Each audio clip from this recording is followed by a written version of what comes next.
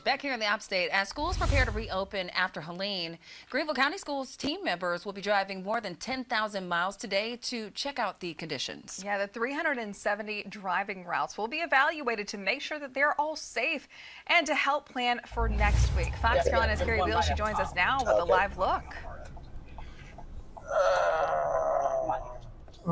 Yeah, let's go down. Yeah, we are here in the welcome community. I'm tagging along with two employees with the Greenville County School System. They're looking at this area, assessing the damage, assessing the roads, if they're clear. We're actually coming across right now upon, look like some downed trees and some power lines that are being restored. I'm here with Adam James. He's our driver. Adam, tell me what you guys have seen so far and kind of what you're doing.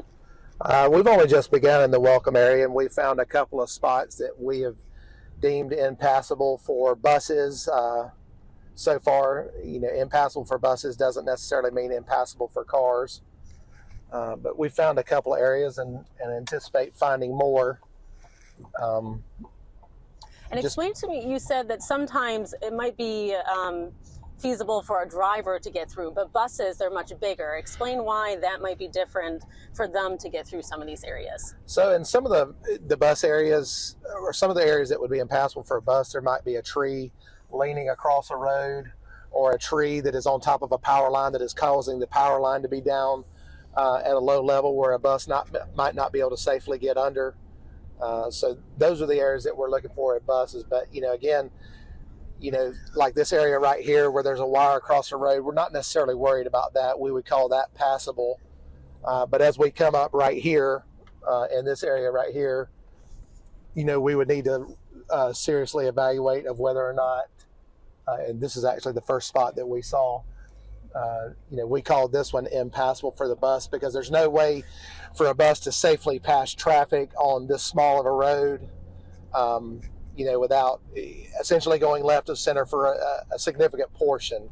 We would not want a bus full of kids, would not want a bus driver doing that with a bus full of kids because obvious safety risk for the kids. Yeah.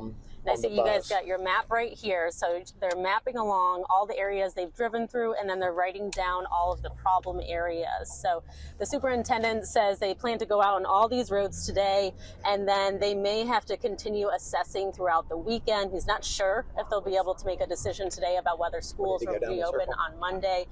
But just looking at the roads right now, there are still several problem areas that we've come across, and we know there are a lot of other crews out there. There's 280 people who are assessing the roads in Greenville County right now to see if buses can travel through them, and we've already seen roads that are impassable for buses. So I'll toss it back to Mac, Margaret Ann, and Ashley.